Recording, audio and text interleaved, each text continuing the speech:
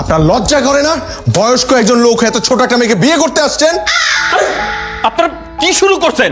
আমি পাত্র না, আর পাত্রের বাবাও না। ভাই সাহেব, আমি আসতেছি তোর বাসায়, পারলে ঠেকা। তুই আয়, তোর সাথে কুলসুমের বিয়ে দিয়ে দেবো। কুলসুম তখন অনেক দোয়া করবে আমার জন্য। এই কুলসুম কি আবার?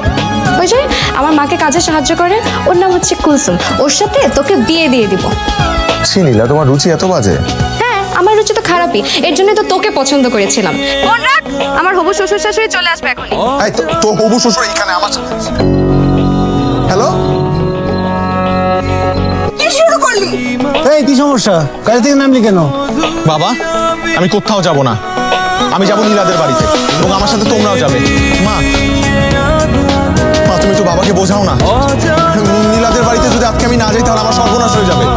কখন থেকে নীলা নীলা করছে? নীলা নীলাই তো করবো বাবা, এই নামেই তো সকল বিভ্রান্তি। বাবা, আমি সকাল থেকে জানতাম তোমরা আমার নীলার বাড়িতে যাচ্ছ, কিন্তু পরে গিয়ে আমি জানতে পারলাম তোমরা আমার বড় ভাইয়ের জন্য আরেক নীলাকে খুঁজে বের করেছো, যে আমার একই এলাকায় থাকে।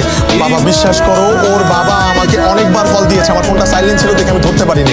মা, একটু বোঝাও না বাবাকে। Why are you quiet? কিছু একটা বলো প্লিজ। প্লিজ প্লিজ করবি না, ওর বিয়ে করার এখন যোগ্যতাই নাই।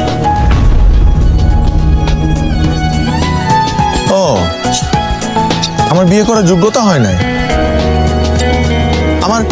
আমার পড়াশোনা শেষ করে একটা ভালো রেজাল্ট নিয়ে গ্র্যাজুয়েশন করার যোগ্যতা হয়েছে, আমার একটা ভালো কোম্পানিতে চাকরি পাওয়ার যোগ্যতা হয়েছে, কিন্তু আমার বিয়ে করার যোগ্যতা হয়নি। আচ্ছা মা, বিয়ে করতে কি অনেক যোগ্যতা?